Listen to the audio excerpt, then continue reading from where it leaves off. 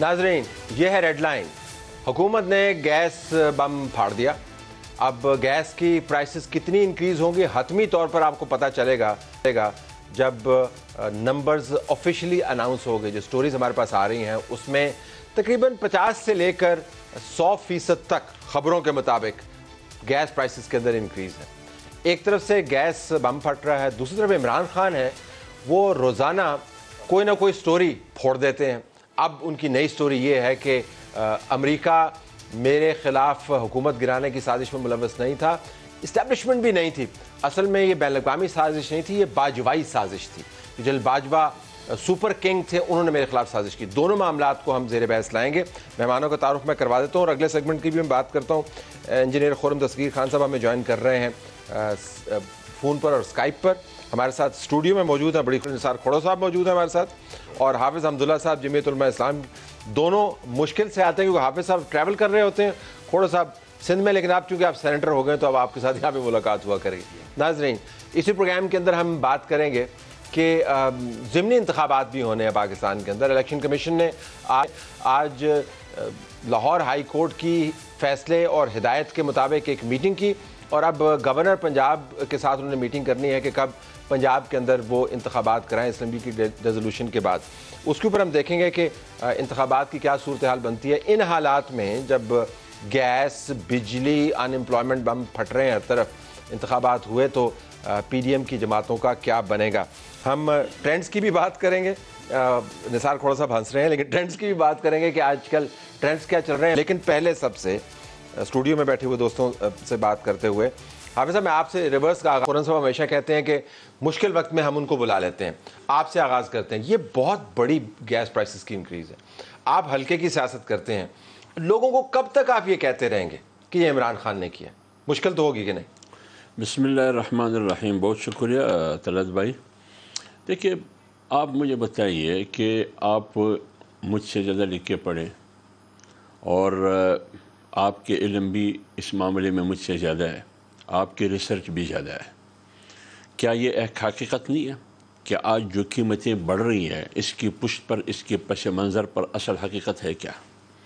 असल हकीकत इसमें वो मुआहदा जो इमरान खान ने किया, असल हकीकत है वो ख़तरनाक मुआहदा, एक मुहलिक मुआहदा जो उन्होंने IMF के साथ किया, और वो तबाही का ज़रिया बना मुल्क के लिए भी और 22 करोड़ आवाम के लिए भी। एक तो ये, दूसरी बात ये वो पस मंज़र जो एक हकीकत है जिससे इनकार नहीं किया जा सकता कि उन्होंने अपनी सियासत बचाने के लिए उस मादे को तोड़ा भी, उससे इनहिराफ की, उसको सबूताश करने की कोशिश भी की। लेकिन आपकी सियासत के नीचे वो एक बम फाड़ रहे हैं इस वक्त, ये हर कोई नहीं समझेगा। ये वही तलत भाई, ये वही सुरंगें पट रही है, बारूदी सुरंगें। हाँ, बारूदी सुरंगें, कामयाब स्ट्रेटजी बनाई ना उन्होंने, जो इमरान खान के छुपाए हुए सुरंगें थे, उन्होंने जानबूझकर रियासत की तबाही के लिए, कौम की तबाही के लिए।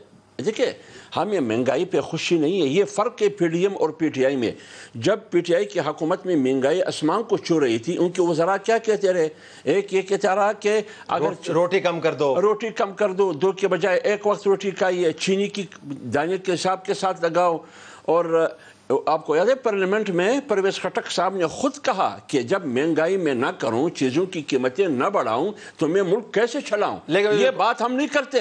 हम कहते हैं कि महंगाई पर हमें दुख है, कौम की परेशानी पे हमें दुख है, हम महसूस करते हैं। लेकिन वजह क्या है? आपसे बस एहतराम और खोड़ो साहब से सवाल की सूरत में फिर मैं जाऊंगा मिनिस्टर साहब से बात करते हुए।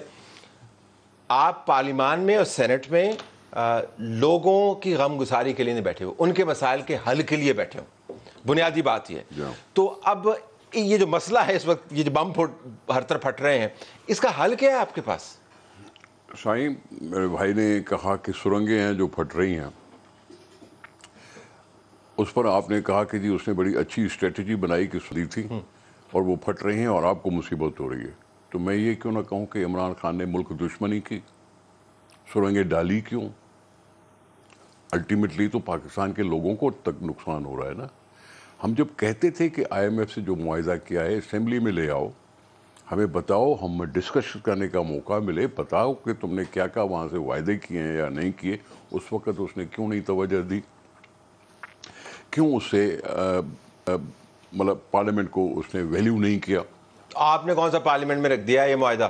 سر جی میں نے نہیں رکھا. آپ سے مراد آپ نہیں ہیں لیکن تمام ایک منٹ لیکن اس کو عمران خان کو معاف نہیں کیا جا سکتا ہے. اس بات پر پارلیمنٹ کی بے عزتی کرنے میں عمران خان کو معاف نہیں کیا جا سکتا جس نے پارلیمنٹ کو 2 نمبری کہا ہو.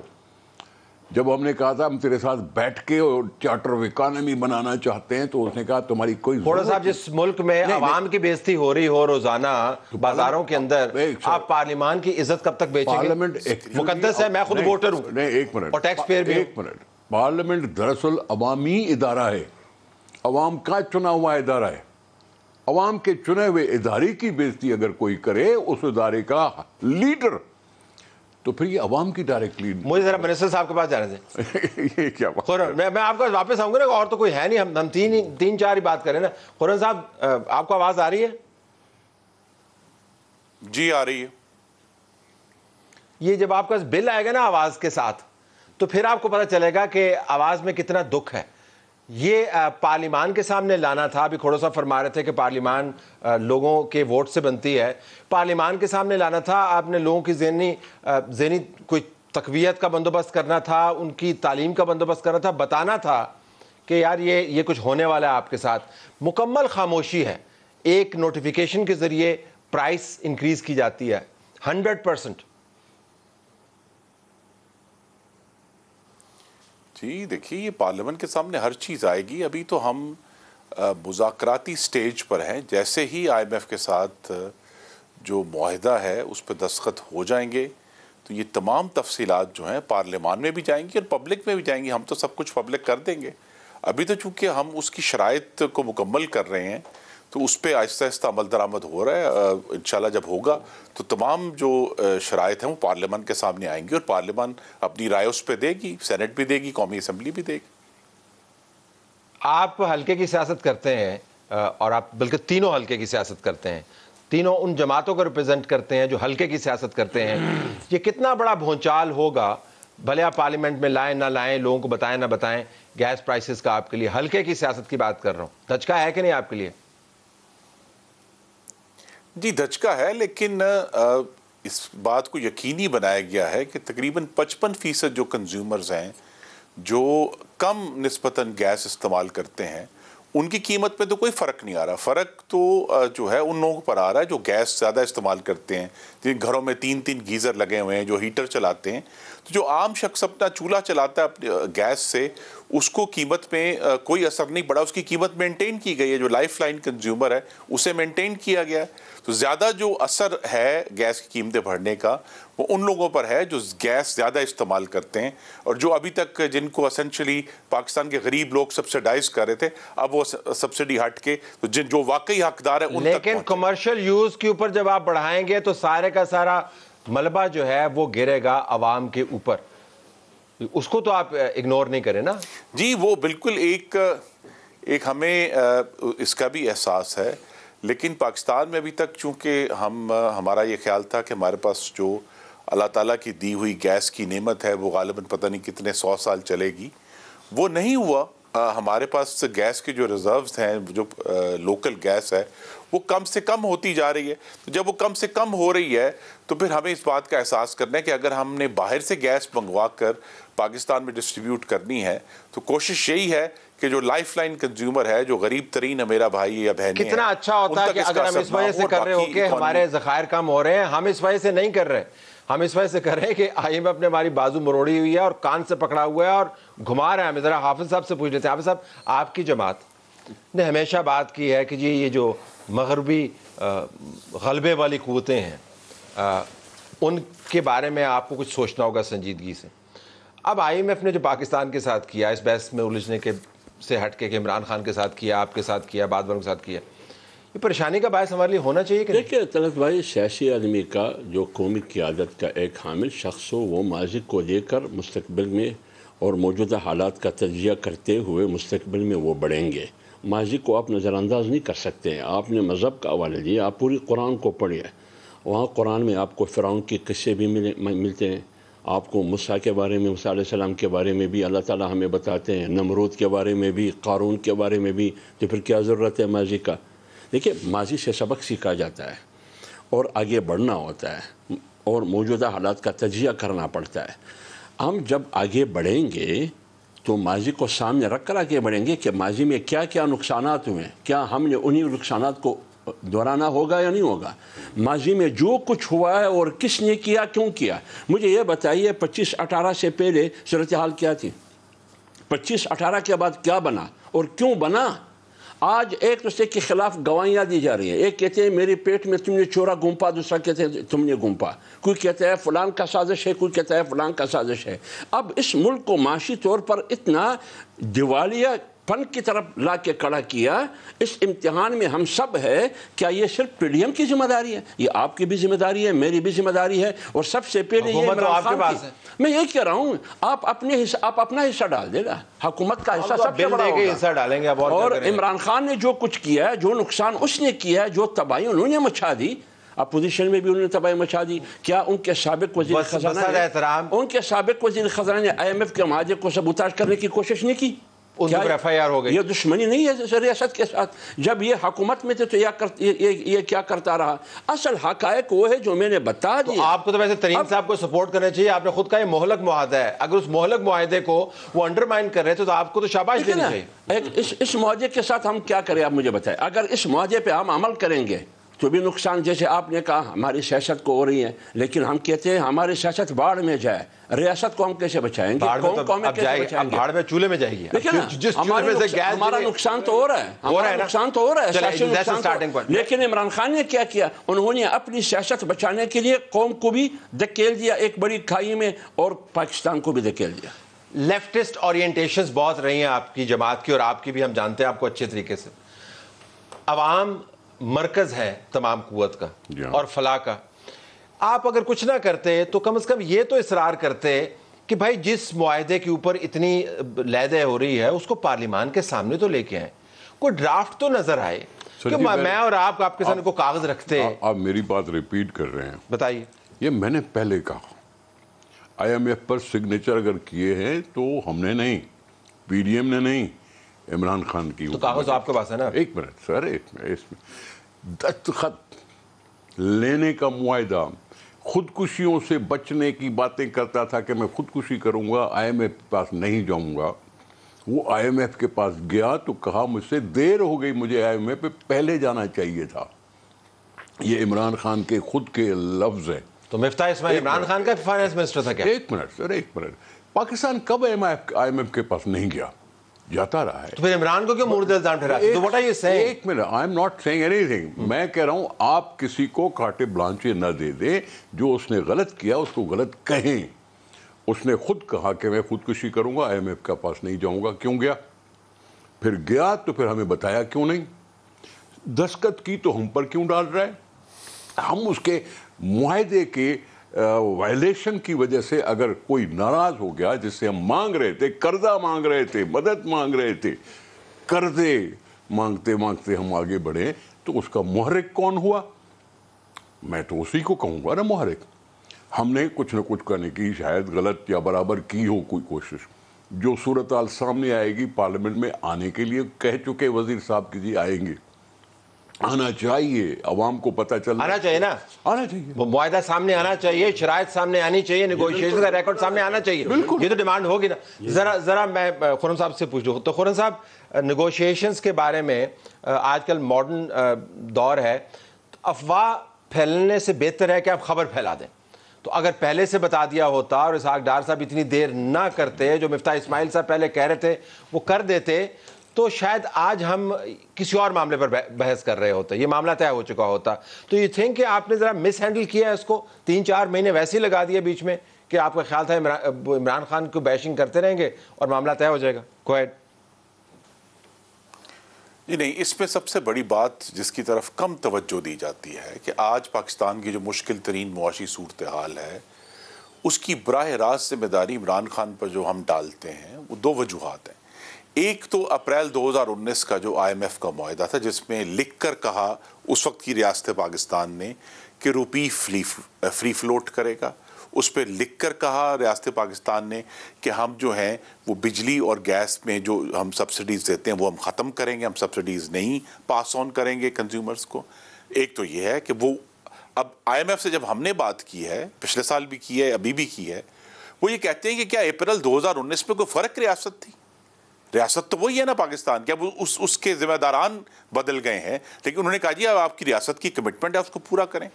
دوسرا جو چیز انتہائی اہم ہے جس کی طرف بہت کم توجہ ہے وہ یہ ہے کہ جو عمران خان, آپ کو یاد ہے 2018 کے الیکشن پہ کہا کرتے ہیں 30,000 ارب قرضہ, 30,000 ارب یہ تھا کہ پاکستان کے اوپر ٹوٹل ڈیٹ اینڈ لائبلٹیز 30,000 ارب کی تھی. جس دن عمران خان گئے ہیں وہ ٹوٹل ڈیٹ اینڈ لائبلٹی 57,000 ارب تھی. لیکن ایک ہی 3.25 سال کے عرصے میں پاکستان کا ٹوٹل ڈیٹ اینڈ لائبلٹیز جو ہے وہ 90% بڑھا کر گیا ہے. اس کی وجہ سے پاکستان کے پاس فسکل سپیس نہیں ہے. دوسری جو ایک اور بھی اس کا زاویہ وہ یہ ہے کہ جب سے مغربی دنیا افغانستان سے نکلی ہے, پاکستان کے لیے جو سمپتی ہے وہ پہلے سے بہت کم ہے, اور ہمیں اسی ایٹماسفیئر میں اس سے ڈیل کرنا پڑا ہے.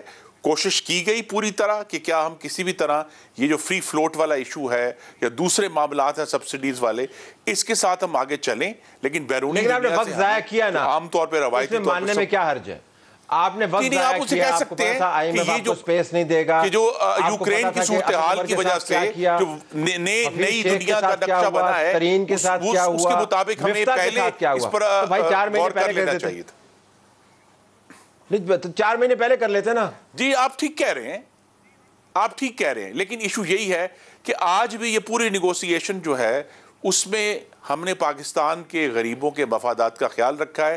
آپ کو جو بھی یہ بتائے, لیکن ایون کمرشل میں جو کیٹیگری ہے جس میں تندور ہے, جس میں غریب کی روٹی پکنی ہے, اس کی گیس کی قیمت میں اضافہ نہیں کیا گیا, اس کی وہی قیمت ہے جو آج ہے. اب میں نے گجرا والا آنا ہے آپ کے حلقے کے, آپ کے گھر کے ساتھ جو تندور ہے نا, اس کی میں نے روٹی کی جو قیمت ہے آج سے پہلے کتنی تھی اور آج کے بعد کتنی, میں موازنہ کر کے میں پھر لوگوں کے سامنے رکھوں گا تاکہ یہ ہمیں اعتماد ہو کہ جو آپ فرما رہے ہیں کہ نان کی روٹی کی قیمت میں اضافہ نہیں ہوا وہ ٹھیک رہے گا. لیکن چلتے چلتے آپ نے ذرا عمران خان کا جو نیا بیانیہ ہے اس کے اوپر آپ سے ایک راؤنڈ کرنا. میں نے یہ نہیں کہا روٹی کی قیمت میں اضافہ نہیں ہوا, میں نے صرف یہ کہا ہے کہ تندور کو جو گیس فراہم کی جا رہی تھی اس کی قیمت میں اضافہ نہیں کیا گیا.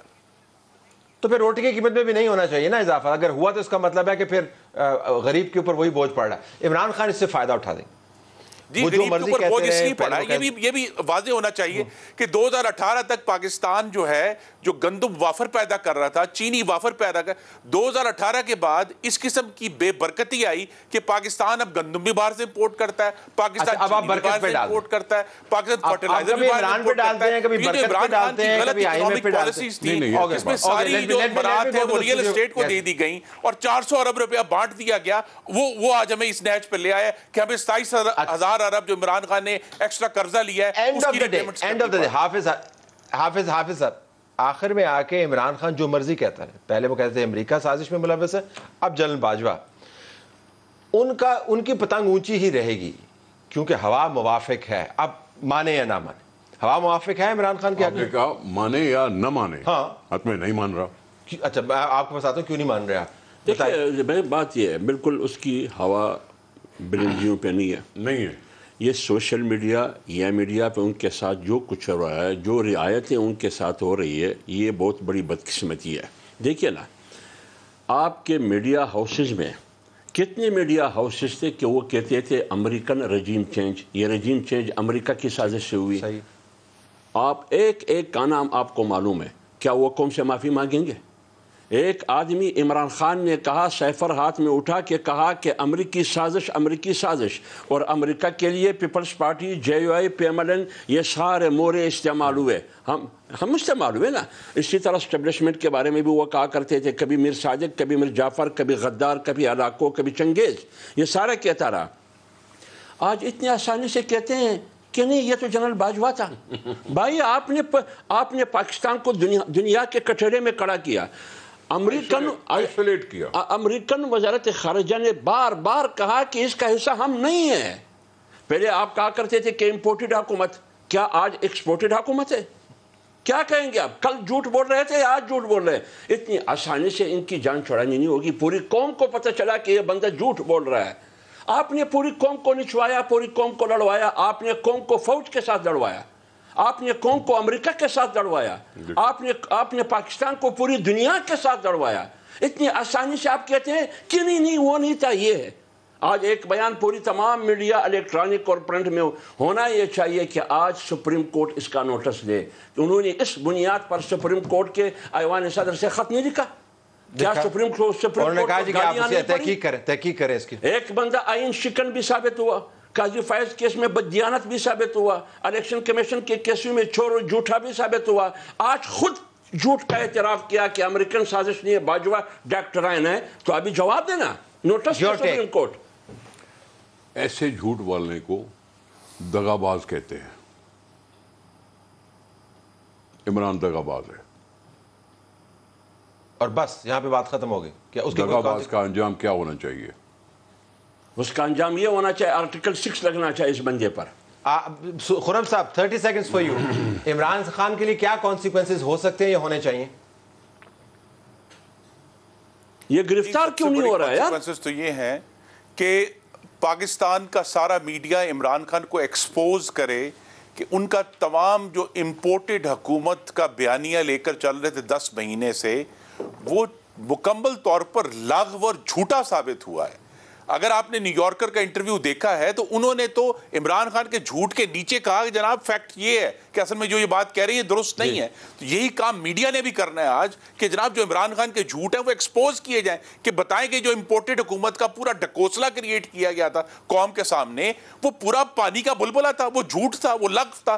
तो ये जो इमरान खान के ऊपर सबसे बड़ी सजा यही है, बजाय ये कि उन्हें कोई हम अदालत में घसीटें या उनको पार्लियामान में एक तो आकर जवाब देंगे, या ये है कि पाकिस्तान का मीडिया उनको जवाब दे करे कि आपने एक नहीं हजारों झूठ बोले हैं जब आप उनसे पीछे हट जाते हैं। और खासतौर फिर कहूंगा, ये जो इम्पोर्टेड हुकूमत की गर्दान करते तकते नहीं थे, आज उन्होंने खुद अपनी कालक मुंह पे भर ली।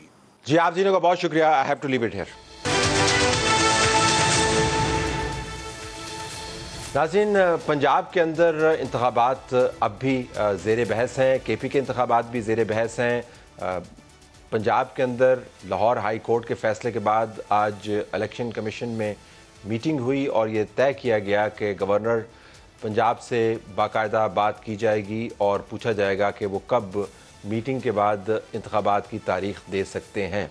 ये भी हमें बताया गया कि जो लाहौर हाई कोर्ट की तरफ से हिदायत जारी हुई हैं बसूरत एक फ़ैसला, उसको आइंदा दिनों में या मराहिल में बाकायदा जुडिशल चैलेंज का भी सामना हो सकता है, उसके ख़िलाफ़ अपील में भी जाया जा सकता है। लेकिन ये बात की बात है। हमारे पास माजिद निज़ामी साहब मौजूद हैं, सहाफ़ी तज्ज़ियाकार, और मुसर्रत कदीम साहिबा, चेयरपर्सन फैफन, वो तंजीम जो इंतखाबात के ऊपर बड़ी गहरी नज़र रखती है, डॉक्यूमेंट करती है और पाकिस्तान के अंदर जमहूरी अमल को बज़रिया इंतखाबात चलाने पर हमेशा एक जमहूरी इसरार भी करती है। दोनों का बहुत शुक्रिया। माजिद साहब, क्विकली अगर मैं आपसे पूछ पाऊँ, आपको आज की तमाम डेवलपमेंट्स के बाद कुछ ऐसा माहौल बनता नज़र आ रहा है जिसके अंदर इंतखाबात होते हुए नज़र आ रहे हैं, या आपको लगता है कि हर कोई जो है वो सिर्फ दिन काट रहा है और डिलेइंग टैक्टिक्स इस्तेमाल किए जा रहे हैं? जी गो हेड। जी बहुत शुक्रिया। इसमें एक तो ये इशू सामने आ रहा है कि पंजाब के अंदर खुसूसन उस तरह से सियासी माहौल इसलिए नहीं बन पा रहा क्योंकि अगर ज़िमनी इंतखाबात होते हैं तो उसके 4-6 महीने बाद दोबारा आम इंतखाबात की तरफ जाया जाएगा। तो इस वजह से बहरहाल वोटर और उम्मीदवार दोनों इस हवाले से गूमगू का शिकार हैं कि वो इतने पैसे खर्च करें, इतनी तवानाई लगाएं और उसके बाद ये कितने दिन के लिए मामला चलेगा। जहां तक पंजाब के सूबाई इलेक्शंस का ताल्लुक है तो वो बड़ा क्लियर है। उसके अंदर MPA लेवल के जो कैंडिडेट्स हैं वो अपने हलकों में वापस चले गए हैं और उन्होंने अपनी समाजी एक्टिविटीज़ शुरू कर दी हैं। इससे ये लगता है कि पंजाब के सूबाई इंतखाबात के जो उम्मीदवार हैं उन्होंने तैयारियां शुरू कर दी हैं और वो तहरीक इंसाफ और मुस्लिम लीग नून दोनों के जो मरकजी रहनुमा हैं उनसे उनकी मुलाकातों का सिलसिला भी शुरू हो गया है ताकि जिस जिस हलके के अंदर टिकट्स के मसले थे उनको हल किया जाए।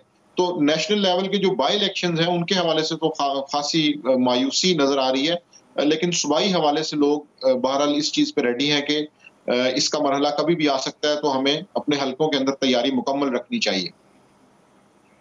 मुसर्रत साहब, अगर मैं आपसे पूछ पाऊँ कि ये जो قومی سطح کے ضمنی انتخابات ہیں، ان کا فائدہ کیا نظر آتا ہے؟ صوبائی انتخابات تو سمجھ آتی ہے کہ اسمبلیاں ڈیزالو ہو گئیں، لیکن آپ کے خیال میں جمہوری طور پر تو پریکٹس ہے انتخابات کروانے کی، لیکن اس کا کچھ آپ کو جمہوری فائدہ نظر آ رہا ہے ان حالات میں کہ نہیں؟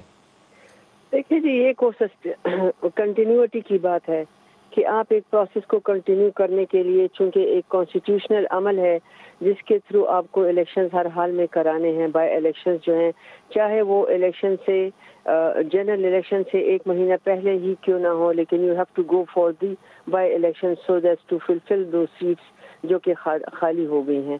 وہ تو آپ کا ایک آئینی تقاضا ہے اور اس پروسیس کو، اس عمل کو ہونا چاہیے۔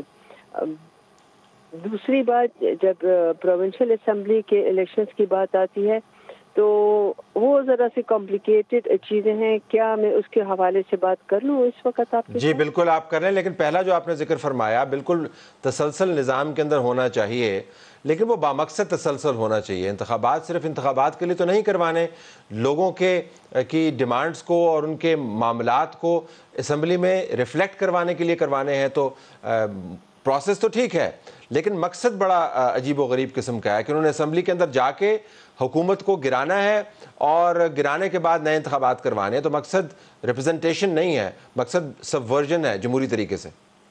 ایگزیکٹلی ایسے ہی ہے، لیکن چونکہ ہم کھل کر اس کے اوپر بات نہیں کر پا رہے ہیں، اور یہ کہ کیا ہم انتخابات کرنے جا رہے ہیں، اس انتخابات کا اگلا مطلب اس کے بعد کیا ہوگا جب یہ الیکشن ہو جائیں گے اور لوگ جنرل ہماری اسمبلی میں واپس جو ہے ریپرزینٹیٹیوز آ جائیں گے، تو اس کے بعد یہ کیا کرنے جا رہے ہیں اس کا تو ابھی کسی نے اس کے اوپر کوئی ڈائیلاگ ڈسکشن نہیں ہوا۔ یو آر رائٹ کہ اگر ہمارے انٹینشنز ٹھیک نہیں ہیں تو پھر ان انتخابات پہ کوئی مقصد نہیں ہے، لیکن چونکہ کانسٹیٹیوشنل تقاضا ہے، آئینی تقاضا ہے، اس کو فلفل کرنا ہے، اس لیے میرا خیال ہے کہ ہم جیسے لوگ اس کو سپورٹ کرتے ہیں کہ ہاں یہ ہونا چاہیے۔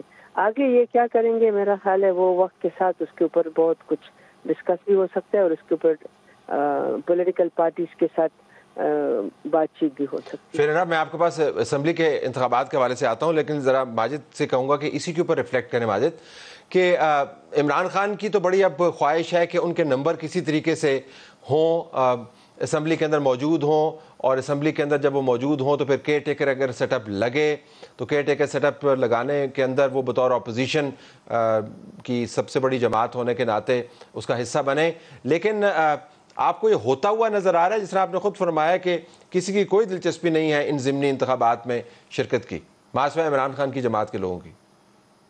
جی، تحریک انصاف کے لیے اس وقت ایک سیاسی مشکل یہ ہے کہ وہ صوبائی الیکشنز اور پنجاب اسمبلی اور خیبر پختونخوا اسمبلی کے حوالے سے تو وہ نفسیاتی فتح حاصل کر چکے ہیں، لیکن نیشنل اسمبلی میں ان کے ساتھ ایشو یہ ہے کہ وہاں پہ انہیں ابھی تک کوئی ایسی فتح نہیں مل رہی کہ جس کے حوالے سے وہ کوئی اپنا تاثر مضبوط بنا سکیں۔ اور یہ بات بالکل درست ہے کہ نیشنل اسمبلی کی سیٹس اور اپوزیشن لیڈر کے حوالے سے ان کی جو بھی اسٹریٹجیز تھیں وہ ابھی تک بہرحال ناکام رہی ہیں، تو اس لیے وہ کسی نہ کسی طریقے سے چاہتے ہیں کہ نیشنل اسمبلی کے اندر بھی ان کا رول ہو، اور شاید اسی لیے وہ یہ ساری پلاننگ کرنا چاہتے ہیں۔ اور ابھی تک جو دیکھنے میں آ رہا ہے وہ یہ ہے کہ تحریک انصاف نے اسی لیے اپنے پارلیمانی بورڈز وغیرہ کو بھی ایکٹیو کر دیا ہے، اور انہوں نے اپنے کارکنوں کو کہا ہے کہ ان الیکشنز کو بھی ہم نے معنی خیز بنانا ہے، تاکہ ابھی چونکہ انہیں یہ نظر نہیں آ رہا کہ نیشنل الیکشنز جلدی ہوں گے تو وہ یہ چاہتے ہیں کہ اس وقت کو وہ حاصل کر لیں، لیکن ابھی تک انہیں اس میں کوئی کامیابی نہیں مل سکی۔